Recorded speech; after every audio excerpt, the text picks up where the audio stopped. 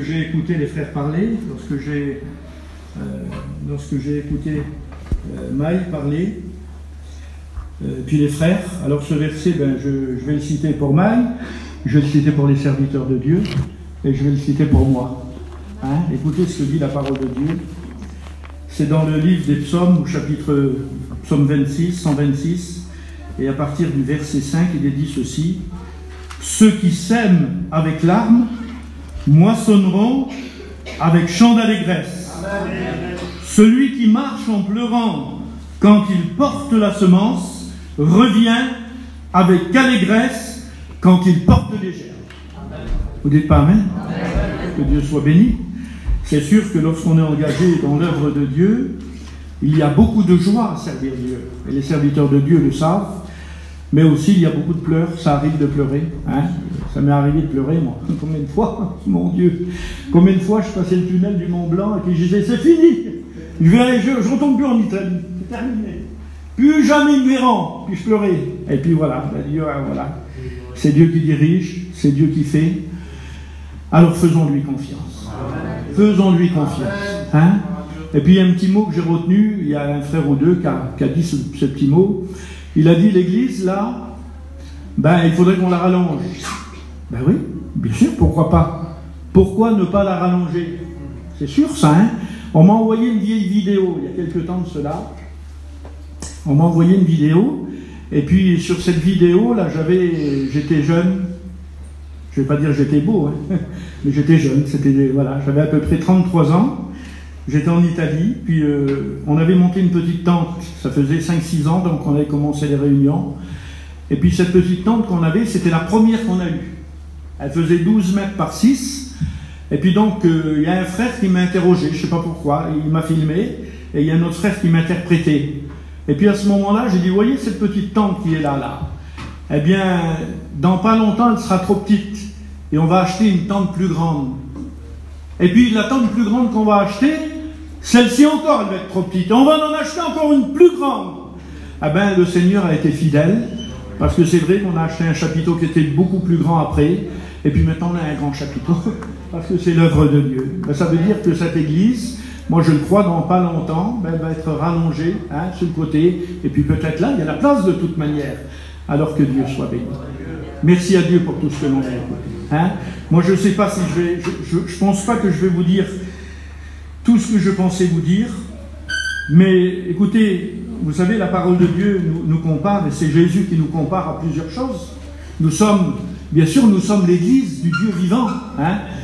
Cette église est belle, que Dieu soit béni, mais ce qui fait la valeur de cette église, eh bien, ce sont les membres qui sont dans l'église. Ce sont nous, c'est nous qui formons l'église. Nous formons même le corps du Christ. Nous sommes l'église du Dieu vivant, nous formons le corps du Christ. Et chacun de nous faisons partie des membres du corps du Christ. Et puis le Seigneur a parlé, bien sûr, souvent dans sa parole, il nous compare à des choses pour nous qui sommes chrétiens. Il nous compare au temple, et peut-être j'en parlerai demain matin. Il nous compare à la lumière, il nous compare au sel. Vous êtes le sel de la terre. Puis si on médite sur toutes ces choses, ce sont des choses simples. Mais ce sont des choses qui ont tellement de valeur et tellement d'importance. Et puis le Seigneur nous a comparés à son épouse. Nous sommes l'épouse du Christ par anticipation. Et lorsqu'on lit la parole du Seigneur, regardez, on lit par exemple dans l'Épître aux Corinthiens, 2 Corinthiens chapitre 11 et verset 2, il est dit ceci: je vous ai fiancé à un seul époux pour vous présenter à Christ comme une jeune fille pure. Ça, c'est ce qui concerne l'église que nous sommes. Et puis, dans le livre de l'Apocalypse, Apocalypse chapitre 21, il est dit ceci, verset 9, « Je te montrerai l'épouse, la femme de l'agneau. » Et j'aimerais vous dire, mes frères et mes sœurs, mes amis, que même si les noces n'ont pas encore eu lieu, parce que les noces auront lieu lorsque l'Église sera enlevée, lorsque nous serons à la table, avec tous nos bien-aimés, avec tous ceux qui nous ont devancés, là il y aura les noces et nous serons présentés au Père, l'épouse sera présentée au Père. Mais nous sommes l'épouse du Christ par anticipation.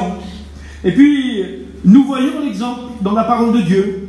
Joseph eh bien, le fiancé de Marie, eh bien, la Bible précise dans l'évangile de Matthieu, au chapitre 1er, versets 18 et 19, alors qu'ils n'avaient pas encore vécu ensemble, eh bien, la Bible le nomme l'époux de Marie. Et pourtant, ils n'avaient pas vécu encore ensemble. Eh bien, nous sommes l'épouse de Christ. Par anticipation. Et puis, écoutez, je ne vais pas tout vous dire, ça serait trop long, mais il y a dans la parole de Dieu, eh bien, un livre qui dépeint parfaitement ce qu'est l'épouse du Christ, ce que nous sommes, nous. Et si on lit, par exemple, dans le livre des Proverbes, vous le trouvez, cette description dans le livre des Proverbes, chapitre 31, et puis à partir du verset 10. Alors le verset 10 commence comme cela, on connaît ce passage-là. Je ne vais pas tout vous lire, mais je vais vous commenter quelques versets, parce que ça serait trop long de tout expliquer. Le premier verset, il dit « Qui peut trouver une femme vertueuse ? Elle a bien plus de valeur que les perles. » Elle a bien plus de valeur que les perles. J'aimerais vous dire que Jésus, eh bien, donne de la valeur à son épouse. Vous avez compris cela? Et qui que nous soyons ici dans cette assemblée, vous savez, le rôle du diable, c'est de nous faire croire le contraire. Le rôle de l'ennemi, c'est de nous faire croire que nous n'avons pas de valeur, que nous servons à rien. Et puis il chuchote des fois à nos oreilles, dis-toi, écoute, t'es dans ton coin, t'es un petit serviteur, personne ne fait attention à toi, t'es une chrétienne, tu rends pas beaucoup de témoignages, t'es un chrétien, on ne voit pas beaucoup dans l'église. Et puis j'aimerais vous dire que le rôle du diable, c'est de nous faire croire que nous n'avons pas de valeur. Mais j'aimerais vous dire que la parole de Dieu nous dit le contraire, parce que nous l'avons vu dans la parole de Dieu, nous l'avons lu ensemble, elle a bien plus de valeur que les perles. Vous avez compris cela? Cela veut dire que Jésus, eh bien, donne de la valeur à son épouse, et en plus, il lui confie ses valeurs. C'est extraordinaire. Écoutez, c'est extraordinaire, un homme qui confie ses valeurs à son épouse. Je ne sais pas moi. Si vous donnez votre carte bleue à votre épouse avec le code, c'est que vous avez vraiment confiance en elle. Vous lui donnez vos valeurs, parce que vous savez qu'avec la carte là, ça peut aller mal pour vous. Alors, vous avez confiance. Vous avez confiance à votre épouse. Et à cause de la confiance que vous avez dans votre épouse, vous lui confiez vos valeurs. La carte bleue, là, je ne sais pas quoi, moi, le code du coffre, si vous en avez un, vous lui confiez vos valeurs parce que vous avez confiance en elle. Et j'aimerais vous dire, mes frères et sœurs, à cause que Jésus a confiance dans son épouse que nous sommes, eh bien, il nous confie ses valeurs. Et les valeurs qu'il nous confie, eh bien, c'est l'évangélisation de notre peuple qui est autour de nous.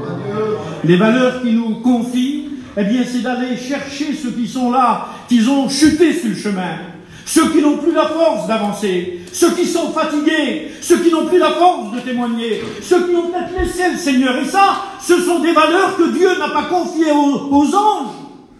Il aurait pu donner ces valeurs-là aux anges, le Seigneur. Et moi, écoutez, des fois, je me fais des drôles de réflexions. Et puis je me dis, et je vous promets que c'est la vérité, des fois je me dis, Seigneur, mais qu'est-ce que je suis, mon Dieu, pour que tu m'aies accordé tant de grâce? Qu'est-ce que je suis pour que tu m'aies confié tes valeurs? Je me sens, Seigneur, mais c'est Dieu, vous avez compris? Et Dieu a confiance à son épouse. Et à cause qu'il a confiance à son épouse, eh bien, il lui donne ses valeurs. Et j'aimerais te dire à toi, qui te sens peut-être le plus petit des chrétiens dans l'assemblée, peut-être à toi qui te dis, tiens, regarde, le frère de la direction, il est venu là, il a passé à côté de moi, il ne m'a pas salué. Je te demande pardon, mais ça peut m'arriver. Ça peut m'arriver. Mais j'aimerais vous dire que Jésus n'est pas comme cela. Jésus ne passe à côté de personne sans le regarder. Il passe à côté de nous, mais en plus, il nous voit, il nous connaît. Et même si toi, tu crois ne pas avoir de valeur aux yeux de Dieu, bien j'aimerais te dire que tu as tellement de valeur aux yeux de Dieu qu'il a donné son propre Fils pour te pardonner de ton péché, pour te faire échapper de l'enfer, pour que ton nom soit inscrit dans le livre de vie. Et c'est à cause de ça que Dieu nous donne ses valeurs, parce qu'il nous a rachetés à un grand prix. Et je ne sais pas si tout le monde a reçu les valeurs du Seigneur en tant que salut, mais si quelqu'un aurait besoin de faire la paix avec Dieu et de dire « Seigneur, moi aussi, je veux ces valeurs du salut, moi aussi je veux que mon nom soit inscrit dans le livre de vie », eh bien je te promets que Dieu va te confier ces valeurs en faisant de toi un fils et une fille de Dieu. Alors ne doutons plus. On n'est pas terrible, on ne mérite pas. On était chacun en train de vivre notre propre vie, et puis Dieu nous a attirés, Seigneur, par des cordages d'amour. Et j'ai écouté ça ce matin, la prédication du frère Jimmy. Il rappelait ces mots en disant « N'oublions pas que si nous l'aimons, eh bien c'est parce que lui nous a aimés le premier. » Vous avez compris? Et à cause qu'il nous a aimés le premier, alors, eh bien il a confiance en nous, et il nous confie ses valeurs, que Dieu soit béni. Hein? Le cœur de son mari a confiance, le cœur de son mari a confiance en elle, Seigneur Jésus. Il lui confie ses valeurs, et le cœur de son mari a confiance en son épouse. Je te pose la question, est-ce que le Seigneur peut te faire confiance? Est-ce que les frères peuvent te faire confiance? C'est tellement bon lorsqu'on peut faire confiance à quelqu'un. Hein? Écoutez, ben voilà, moi je vous le dis parce que c'est comme ça. Il y a quelques années, on n'avait pas de téléphone portable. On n'avait pas de téléphone portable. Et puis, on voulait des nouvelles. On voulait des nouvelles, savoir comment se portaient les frères là-bas en Italie, si ça allait, si... Et puis comment faire? Pas de téléphone portable. Alors il y avait un des frères, un des plus anciens, je lui avais demandé, je dis, écoute-moi, il faut que toutes les semaines, tous les lundis, à 5 h de l'après-midi, tu sois là dans la Virta, et tous les lundis, à 5 h de l'après-midi, je te téléphonerai pour avoir des nouvelles. Mais je vous promets qu'il y en avait quelques-uns des frères, hein. Je n'avais pas trop confiance en certains. Mais j'ai demandé à celui que j'avais confiance. Et je vous promets que pendant plusieurs années, ça a duré, jusqu'à temps qu'on ait les téléphones, eh bien je téléphonais tous les lundis à 5 h, j'appelais, le frère était là, à l'autre bout du fil, et il me répondait, et il me donnait des nouvelles. Vous avez compris? Dieu peut-il te faire confiance? Amen. Les frères peuvent-ils te faire confiance? C'est tellement bon, Seigneur. Écoutez, lorsque cette église a été construite, là, les travaux ont dû être faits, c'était pas facile, hein? Ça n'a pas été fait comme ça. Mais je crois que les frères qui ont engagé les diacres et puis tous ceux qui voulaient donner un coup de main, eh bien, ils ont eu confiance en eux, en disant, tiens, l'église, là, il y a beaucoup de travaux à faire, il y a beaucoup de choses à faire, mais on a confiance. Ils vont la reconstruire. Hein? On a eu confiance. Je ne vous cache pas que j'avais un peu peur, je tremblais. Hein? On a fait venir une équipe là-bas pour refaire le vieux bâtiment qu'on a en Italie, là. Ils sont venus travailler un mois dessus. Un mois, ils ont travaillé à leurs propres frais. C'était dur. Au départ, je disais, Seigneur, comment ils vont faire? Il y a tellement de choses à faire. Et puis j'ai dit, ben Seigneur, on va leur faire confiance. Hein? On leur a fait confiance. Et le travail a été fait, que Dieu soit béni. Il n'est pas fini, mais le travail se fait. Dieu peut-il te faire confiance? Il a confiance en toi, mais peut-il continuer à te faire confiance? Parce qu'il y a tellement de choses à faire, que ce soit dans cette région, que ce soit en France, que ce soit à l'étranger, là où le Seigneur demande que nous allions, que nous faisions. C'est pas la peine de chercher à aller au bout du monde si le Seigneur te demande de travailler là, à Nîmes. Si le Seigneur te demande d'aller rendre témoignage à côté de toi, à ta famille, à tes amis, à tes cousins, il faut. Mais oui, parce que le Seigneur te fait confiance à toi. Pour accomplir ce travail-là, c'est à toi qu'il l'a confié, ce travail-là, parce qu'il te fait confiance. Alors ne le décevons pas. Le cœur de son mari a confiance en elle. Au verset 12, il est dit ceci. Hein? Elle lui fait du bien et non du mal, dit la parole de Dieu, tous les jours de sa vie. L'épouse, elle fait du bien à l'époux, dit la parole de Dieu, et elle ne lui fait pas du mal. Mais elle lui fait du bien, dit la parole de Dieu, tous les jours de sa vie. Cela veut dire que elle est agréable à son époux, non pas seulement lorsqu'elle est en mission, non pas seulement pendant 3 mois d'été, hein, lorsqu'on a des belles places, lorsque le chapiteau est monté, lorsqu'on est en bonne compagnie. Pendant ces 3 mois-là, ben écoutez, il n'y a pas qu'à ce moment-là qu'il faut que nous fassions du bien à notre époux. Mais il faut que nous soyons capables de faire du bien à notre époux 365 jours de l'année. Parce que moi, mon épouse, je m'excuse, mais c'est mon épouse, non pas pendant 3 mois ou 6 mois, mais c'est mon épouse pendant 365 jours de l'année. Et c'est mon épouse, comme tout va bien, mais c'est aussi mon épouse quand tout va mal. Vous avez compris cela? Alors nous devons faire du bien à notre époux qui est le Christ tous les jours de l'année, que Dieu soit béni. Et puis peut-être, je ne sais pas, certains se posent la question, Seigneur, comment faire du bien à notre époux? Comment l'Église fait du bien à Dieu? De quelle façon? Comment peut-on s'y prendre, nous qui sommes si misérables, pour arriver à faire du bien à notre époux, à faire du bien à Jésus-Christ? Eh bien, j'aimerais vous dire que l'on fait du bien à Jésus lorsque l'on fait du bien à son œuvre. Vous avez compris ça? On fait du bien à l'époux lorsque l'épouse fait du bien à l'œuvre de Dieu. On fait du bien à l'époux lorsque l'épouse n'est pas indifférente, lorsque l'offrande missionnaire se fait, lorsque l'évangélisation doit se faire, lorsque on demande, c'est le moment, notre convention va arriver. Au lieu de rester dans ma région, au lieu de rester dans mon petit coin et faire mes affaires, je vais laisser tout ça et je vais aller à la convention. Je vous promets qu'à ce moment-là, on fait du bien à l'époux. On fait du bien à l'époux, que Dieu soit béni, chaque fois qu'on s'occupe de son œuvre. Et c'est à ça qu'on s'appelle, qu'on est appelé. Je passe vite, il y avait plein de choses à dire, mais je passe vite. Verset 13, il est dit ceci. Elle se procure de la laine et du lin. L'épouse, elle se procure de la laine et du lin. Et nous savons que dans la parole de Dieu, la laine et le lin, c'est le symbole des œuvres et c'est le symbole de la sainteté. Et j'aimerais vous dire, mes frères et sœurs, que l'épouse de Jésus-Christ, ne vit pas n'importe comment. L'épouse de Jésus-Christ ne se comporte pas n'importe comment. L'épouse de Jésus-Christ ne reste pas assis oisif sans rien faire, mais l'épouse de Jésus-Christ travaille à l'œuvre de Dieu. Vous avez compris cela? Et l'épouse de Jésus-Christ, elle est revêtue de lin, elle est revêtue de laine, elle est revêtue de la sainteté de son époux, de la sainteté de son Dieu. Et j'aimerais vous rappeler, mes frères et sœurs, que nous sommes l'épouse de Jésus-Christ et que nous devons être revêtus de la sainteté de notre Dieu. Vous savez que le peuple d'Israël n'avait pas le droit de faire de mélange. Vous savez qu'il n'avait même pas le droit, c'est écrit dans le livre du Deutéronome, de mélanger deux tissus différents. Il n'avait pas le droit. Il n'avait pas le droit de mettre de la soie et de la mélanger avec de la laine. Parce que Dieu n'aime pas le mélange. Dieu aime les choses qui soient faites comme il faut. Et j'aimerais vous dire que l'épouse est revêtue de sainteté parce que Dieu ordonne la sainteté à son épouse. Et non pas de mélange. Et c'est ce que nous voulons faire.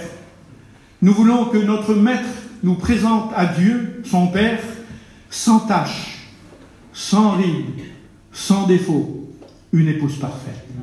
Que Dieu soit béni. Que Dieu soit béni. Regardez au verset 14, il est dit ceci. L'épouse, elle amène son pain de loin. Elle amène son pain de loin. C'est fatigant d'amener le pain de loin. Ça coûte de la fatigue d'aller... Moi, je connais des gens, écoutez, je connais des familles, comme vous en connaissez. Le boulanger, il est à 2 pas 2, là, mais le pain, il n'est pas terrible. Il préfère faire 10 km, aller chercher le pain à 10 km, là-bas, ou 15 km, parce que là-bas, le pain, il est bon. Parce que là-bas, le pain, il est frais. Parce que là-bas, le pain, il est du jour. Et ils ne veulent pas manger le pain de la paresse. Alors, ils font un bien comme l'épouse. Elle amène son pain de loin. Ça écoute de la fatigue. Ça écoute un déplacement. Écoutez, je ne sais pas, mais certains peut-être sont fatigués. Soit comment ça se fait que la réunion, il est 10 heures passées, elle n'est pas finie. Eh bien, c'est pas grave. Si on va chercher notre pain de loin, parce que certainement ce pain va nous amener la bénédiction. Vous avez compris? La femme, l'épouse, là, elle ne veut pas aller chercher du pain comme ça, du vieux pain, du pain. Elle ne veut pas donner du pain d'hier, d'avant-hier. Elle veut donner du pain frais, Et même si ça lui coûte pour avoir du pain frais, même si ça lui coûte, elle va se fatiguer, elle va marcher, elle va aller, qu'il fasse froid, qu'il fasse soleil, elle va aller jusqu'où il faut là-bas pour aller chercher son pain, parce que c'est ce qu'elle désire. Et j'aimerais vous dire, mes frères et sœurs, qu'en tant qu'épouse de Christ, nous devons nous fatiguer, même s'il faut se fatiguer, pour avoir notre pain quotidien. Seigneur, donne-nous aujourd'hui notre pain quotidien. Et j'aimerais vous dire, mes frères et sœurs, que pour nous, notre pain quotidien, ce n'est pas le pain de la table, ce n'est pas le pain matériel, mais c'est notre Seigneur Jésus, parce que lui-même a dit, je suis le pain de vie. Et moi, je veux me nourrir chaque jour de ce pain, même si ça me coûte, même si c'est fatigant. Vous avez compris? Verset 15. Elle donne la nourriture à sa maison, que Dieu soit béni. Elle donne la nourriture à sa maison. Et c'est ce qui est important. Ce qui est important, c'est que l'épouse s'intéresse à sa propre maison. Parce qu'il faut le dire, il y en a trop qui s'intéressent aux maisons des autres. Il y en a trop qui regardent sur les maisons des autres. Il y en a trop qui prennent exemple sur les maisons des autres. Et ce n'est pas toujours bon. Surtout si ces maisons-là ne sont pas des maisons en Dieu. Ce ne sont pas des exemples à prendre. Prenons exemple sur ceux qui ont leur maison en Dieu. Là, on peut. Mais la Bible dit qu'elle donne de la nourriture à sa propre maison, parce que ce qui l'intéresse avant tout, c'est que sa propre maison, son propre foyer, soit nourri du pain de Dieu. Vous avez compris, mes frères et sœurs? Aimons de tout notre cœur. La Bible nous enseigne à aimer. Donnons de tout notre cœur. La Bible nous enseigne à donner. Fatiguons-nous parce que la Bible nous enseigne à nous fatiguer. Mais avant tout, avant de me fatiguer pour les autres, il faut que je me fatigue pour ma propre maison. Il faut que je me fatigue pour mon propre foyer. Il faut que j'arrive à apporter un morceau de pain à mon garçon qui n'est pas chrétien, à ma fille qui n'est pas chrétienne, au foyer de mes enfants qui sont en bataille. Il faut, parce que je suis l'épouse du Christ. Et la Bible dit que l'épouse du Christ donne de la nourriture à sa maison. Nous sommes appelés, en tant qu'épouse du Christ, à donner de la nourriture à notre propre maison. Vous avez compris cela? Mais pas même, non? Vous voulez pas? Ben oui. Parce que ça, c'est la parole de Dieu. Et à nous occuper, dit la parole du Seigneur, oui, de nos propres maisons. Hein, je l'ai dit. Parce que beaucoup s'occupent des maisons des autres. Et puis ils ont mal à s'occuper de leur maison. Voilà, ils voient toujours sur les maisons des autres, alors que dans leur propre maison, ben, ils n'ont rien vu. Le livre des Thessaloniciens, c'est Paul qui dit cela. Hein, c'est dans l'épître aux Thessaloniciens, au chapitre 4, il dit ça. Il dit, mettez toute votre force pour vivre tranquille et pour vous occuper de vos propres affaires. Hein, vous occuper de vos propres affaires. Parce qu'il y en a qui s'occupent toujours des affaires des autres là-bas. Eh bien écoute, que ta sœur, elle veuille faire des haricots ou des pâtes ou de jeux, ben, laisse-la faire. Parce qu'il y en a toujours qui jusque dans les marmites, ils veulent s'occuper. Mais que chacun s'occupe de ses propres affaires. C'est ce que la Bible enseigne. Parce que ce qui intéresse l'épouse de la parole de Dieu, eh bien c'est avant tout d'apporter de la nourriture à sa propre maison. Je somme des versets. Regardez, verset 18. Elle sent que ce qu'elle gagne est bon. Amen. Elle sent que ce qu'elle gagne est bon. Vous avez compris? Et je vous promets, mes frères et sœurs, je vous promets, Seigneur Jésus, que l'œuvre de Dieu est bonne. L'œuvre de Dieu est bonne. Parce que tout ce que Dieu a créé est bon. Et quelle grâce, Seigneur. Quelle grâce. Lorsqu'on voit nos églises qui se construisent. C'est pas une grâce du Seigneur? Quelle grâce lorsqu'on voit nos familles se convertir. Quelle grâce lorsqu'on voit nos amis se convertir. Quelle grâce lorsqu'on voit les étrangers autour de nous là qui se convertissent. Et on sent que ce que l'on gagne c'est bon. On sent que ce qui a été gagné c'est bon. Et tant pis si on a pleuré. Tant pis si on s'est fatigué. Tant pis s'il a fallu mettre de côté la famille. Tant pis s'il a fallu mettre pour un temps de côté les enfants, parce qu'il y a des moments où l'œuvre de Dieu coûte. Un homme de Dieu disait un jour, on ne peut servir Dieu sans faire de grands sacrifices. C'est impossible, parce que servir Dieu, ça coûte. Obéir à Dieu, ça coûte. Marcher avec Dieu, ça coûte. J'ai un des hommes de ma femme, c'était le vieux Loulou Maillère. Vous savez ce que c'était sa prière, comme il priait? Il disait, il faut eh bien, que ça nous coûte. Parce que la vie chrétienne, elle coûte. Et c'est vrai, la vie chrétienne, elle coûte. Alors même si ça nous coûte, on sent que ce que l'on gagne est bon. Amen. Parce que ce que l'on gagne, ce n'est pas pour notre intérêt personnel, mais c'est pour l'intérêt de Dieu. pour la maison de Dieu. Et c'est à cause de cela que c'est bon. Regardez, je vais un petit peu plus loin. Verset 18, il est dit ceci.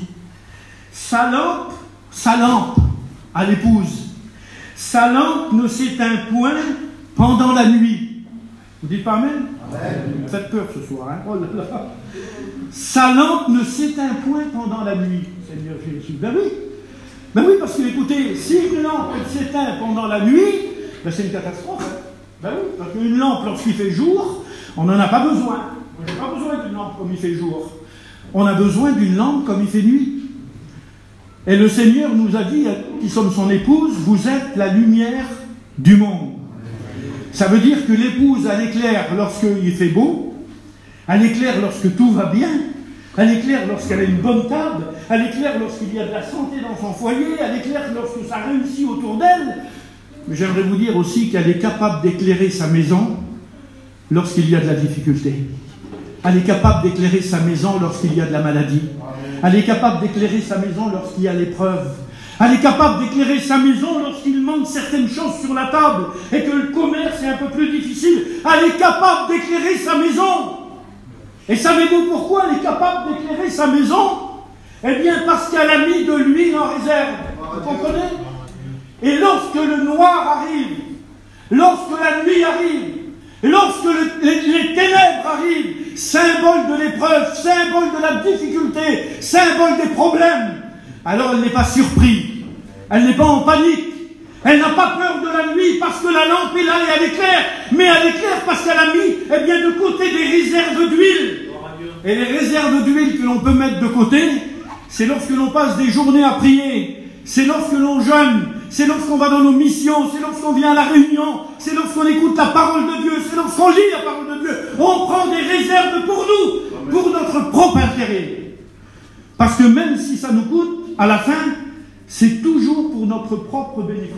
Vous avez compris? C'est toujours pour nous-mêmes, pour notre propre bénéfice. Et lorsque l'épreuve arrive, écoutez, je ne sais pas, Seigneur, par quelle épreuve tu arrives. Je ne sais pas quelle épreuve tu es en train de vivre. Alors je connais, pas besoin de révélation, je connais certains foyers qui sont en train de vivre des moments compliqués, des moments de tempête, des moments de difficulté, et on y a tous passé par ces moments de difficulté.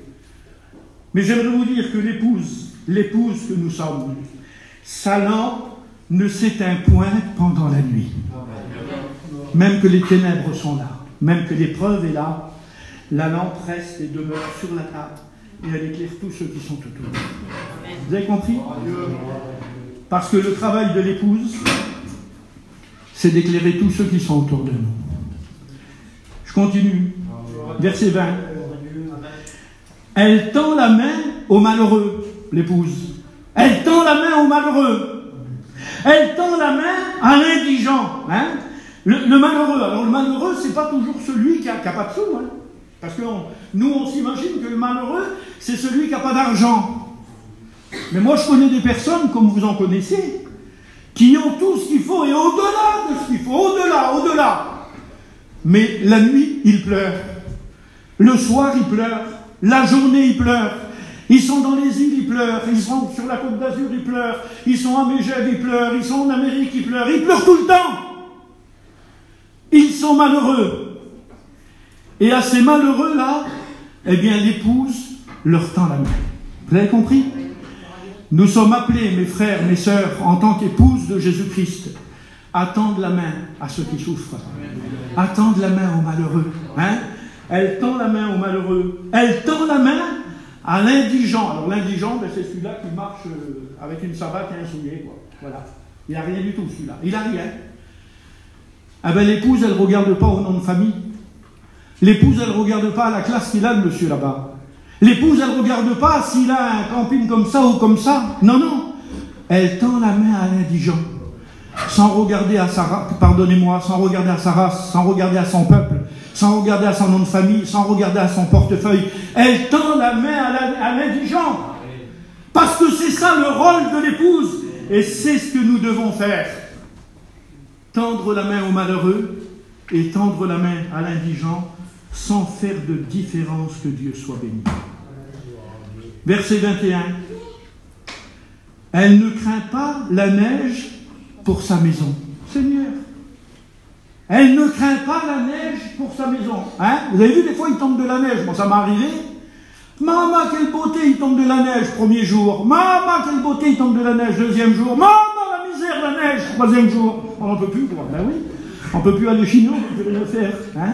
La neige, ça va une journée, 2 jours, puis après, on mange quoi? Des carottes, on va manger, on va faire quoi? Alors, ça va, une journée, 2 jours, mais hein? Après, on n'en veut plus. On n'en veut plus. Eh bien, la Bible dit qu'elle, elle ne craint pas la neige pour sa maison. Elle n'a pas de crainte, elle. Elle n'a pas de peur. Elle ne se soucie pas. C'est pas parce qu'elle est insensée. Hein. Non, non, non. Non, vous savez pourquoi qu'elle ne craint pas la neige? Eh bien, parce qu'elle connaît le soleil de justice. Et le soleil de justice, il s'appelle Jésus-Christ. Et c'est lui qui est capable de faire fondre la neige. Hein? Alors la neige, c'est beau, c'est merveilleux, oui. Oui, mais ça apporte des problèmes. Il y a des fois des choses qui nous semblent belles, et puis qui nous apportent beaucoup de problèmes, beaucoup de difficultés, beaucoup de craintes. Écoutez, on vit dans un monde en ce moment où il y a de la crainte, non? Vous ne pensez pas qu'on vit dans un monde en ce moment qui est dans la crainte?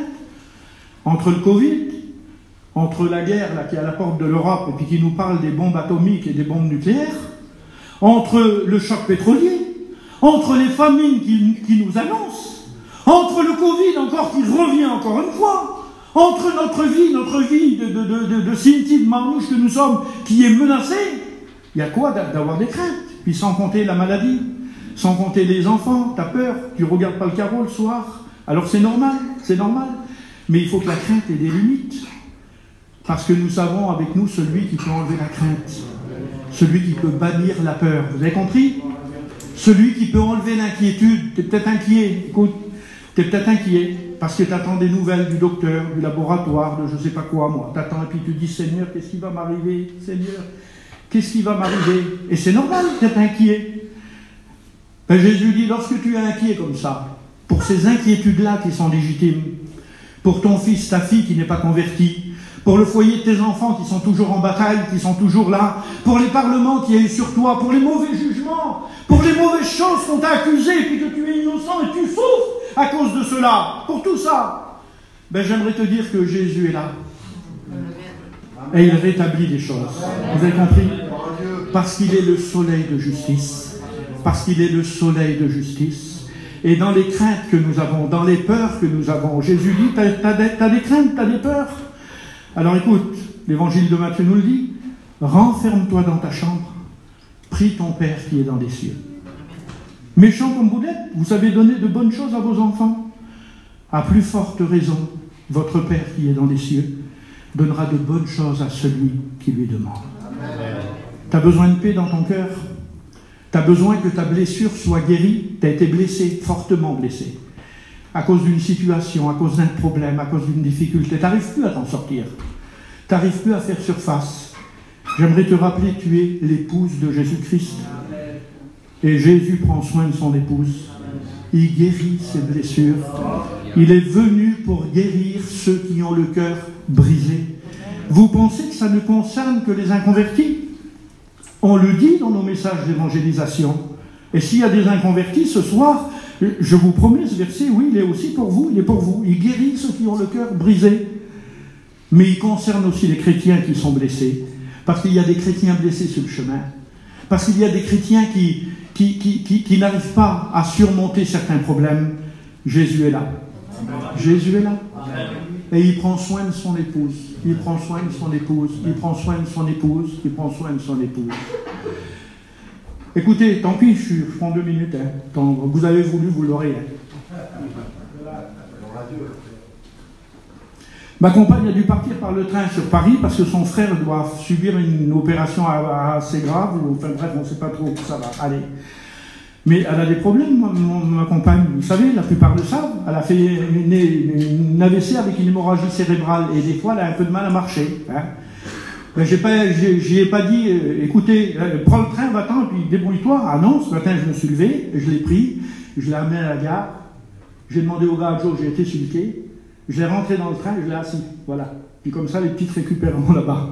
Oui, mais pourquoi? Parce que c'est mon épouse, et je veux prendre soin d'elle. C'est mon épouse. Ben, j'aimerais te dire que tu es l'épouse de Jésus-Christ. Et le Seigneur veut prendre soin de toi. Le Seigneur veut se déplacer pour toi. T'as compris ça? Oui, le Seigneur veut se déplacer pour toi. Et il veut penser tes blessures, il veut guérir tes blessures. Alors ne crains pas la neige. Elle ne craint pas la neige, elle, parce qu'elle connaît le soleil de justice, que son nom soit béni. 2-3 versets, j'arrête. J'en ai sauté, vous avez de la chance. Verset 23. Son mari, c'est ce qu'il est dit au verset 23. Son mari est considéré aux portes. Hein? Le mari de l'épouse est considéré aux portes. Oui, mais vous savez pourquoi que le mari est considéré aux portes? Eh bien, le mari est considéré parce que l'épouse respecte son mari. Et plus l'épouse respecte son mari, plus le mari est considéré aux portes. Vous avez compris? Hein? Imaginez-vous, mon Jésus, quel drame. Imaginez-vous, mon sauveur bien-aimé, une épouse qui dira à son mari: ah, tu veux manger ça? Ben, t'as qu'à te le faire. Tu veux du café? Ben, t'as qu'à aller à la Virta, là-bas. Tu veux aussi? Bon, ça serait un drame. Et puis ceux qui écouteraient ça, ils diraient: oh, lui là, beau patron, hein. C'est le patron, c'est chez lui, hein. Puis je sais pas s'il serait trop considéré, hein. Je crois pas qu'il serait trop considéré, non? Non? Ah oui, on est comme ça, malheureusement, on n'est pas terrible. Non. Alors, l'époux est considéré aux portes. Oui, mais il est considéré aux portes parce que l'épouse, eh bien, considère son mari, respecte son époux, amen, et puis fait tout pour plaire à son époux. Et puis vous avez vu un homme qui charrave son épouse? Ben c'est terrible. Moi je connais un frère, je ne vous dirai pas le nom parce que vous le connaissez. Mais sa femme, elle ouvre une boîte d'haricots, des petits pois, elle ouvre une boîte de petits pois. Mon sauveur, c'est comme si elle avait fait le plus grand des couscous. Voilà, tellement qu'il la charrave, tellement qu'il se rame, tellement... Ben oui, mais il a raison de faire ça. Et puis moi, je ne vais pas y dire le contraire, vous comprenez bien. Hein? Ben, écoutez, nous sommes l'épouse de Jésus-Christ. Et plus nous respecterons notre époux, plus l'épouse qui est l'Église respectera son époux, qui est Jésus, eh bien plus l'époux sera respecté par le monde. Vous avez compris? Parce que si l'époux, bien souvent, est bafoué, c'est parce que l'épouse se comporte mal. C'est parce que l'épouse parle mal. C'est parce que l'épouse a un mauvais témoignage. Alors il parle mal de l'époux automatiquement. Mais si l'épouse respecte son époux, eh bien je vous promets, même les gens du monde respecteront l'époux qui est Jésus-Christ. Ils n'oseront pas parler mal de l'époux devant nous. Non. Ils n'oseront pas agir mal. Non, parce que nous donnons du respect à notre époux qui est Jésus-Christ. Et du respect, eh bien on doit le donner en tout. Hein. On doit le donner en tout. On doit donner du respect à notre époux dans notre vêtement, Seigneur, que c'est honorable. Lorsqu'une épouse est vêtue décemment, normalement, décemment, ben oui, elle ne va pas se mettre un sac et puis des savates et des souliers. Non, on peut être habillé correctement, mais décemment. Et je vous promets, alors je ne dis pas à Nîmes, mais je vous promets qu'il y a des épouses qui ont besoin de s'habiller décemment. Parce que la Bible enseigne. Et parce qu'il faut respecter notre époux. Alors l'épouse, eh bien, elle s'habille dans son vêtement, elle respecte l'époux dans son vêtement, elle respecte l'époux dans son langage, elle respecte l'époux dans sa soumission. Mais attention, alors là, bien sûr, ils vont me donner des fleurs. Lorsque je parle de soumission, ça ne veut pas dire être soumis comme je sais pas comme quoi, moi. Non, être soumis dans les choses normales, vous avez compris. Être soumis comme la Bible enseigne qu'il faut être soumis. Et l'époux doit aimer l'épouse. Et il doit en prendre soin. Et c'est ce qui fait la règle de la parole de Dieu. Et c'est comme cela que l'époux est respecté. Vous avez compris, mes frères et sœurs? On veut que notre époux dans le ciel soit respecté. Respectons-le en tant qu'épouse, par notre comportement, par notre langage, par notre vêtement, par notre témoignage, par tout ce qui fait notre vie chrétienne, notre vie d'épouse, que Dieu soit béni. Et puis regardez, allez. Ah, mon sauveur. Verset 25, je ne le commenterai pas, mais je vous dis juste ça. Elle se rit de l'avenir. Elle rigole de l'avenir, elle. C'est pas une folle, hein. C'est pas une folle qui dit, ah, oh, j'en ai rien à... Non. Non, elle se rit de l'avenir, vous savez pourquoi? Parce qu'elle sait que son avenir à elle, son futur à elle, est dans les mains de son époux. J'aimerais vous dire, mes frères et sœurs, Le tableau que le monde nous fait, là, toutes ces choses que le monde prévoit, c'est un tableau noir. Hein. Eh bien, j'aimerais vous dire que l'épouse, elle se rit de tout cela. Elle se rit, même s'il y a des jours difficiles qui vont venir, l'épouse n'a pas peur. Elle se rit de l'avenir, parce qu'elle sait que son époux va prendre soin d'elle. Parce qu'elle sait que son époux ne la laissera pas. Parce que nous, mes frères et sœurs, en tant qu'épouses de Jésus-Christ, nous n'attendons pas l'Antéchrist, nous n'attendons pas la marque de la bête, nous n'attendons pas la grande tribulation, mais nous attendons notre époux, Jésus-Christ, qui nous a promis qu'il reviendrait nous chercher. Je m'en vais vous préparer une place, et là où je serai, vous y serez aussi. Et nous attendons qu'il vienne nous chercher et qu'il nous mette à l'abri, que Dieu soit béni. Alors nous ne craignons rien. Elle se rit de l'avenir. Hein. Elle ouvre la bouche, verset 26, avec sagesse. Elle ouvre la bouche avec sagesse, l'épouse. Ah oui. Elle ne parle pas n'importe comment. Elle ne décourage pas. Elle ne dit pas au mari, non, tu vas faire ça, c'est pas possible. Regarde, c'est triste, il n'y a pas de monde, il n'y a pas notre famille. Non, non.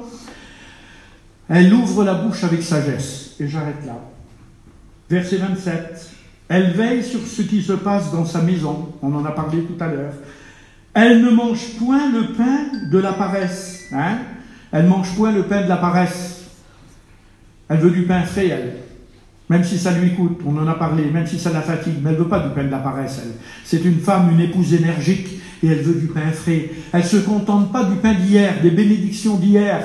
J'ai été béni, mon foyer a été béni, il y a 1 an, il y a 6 mois, il y a 10 ans.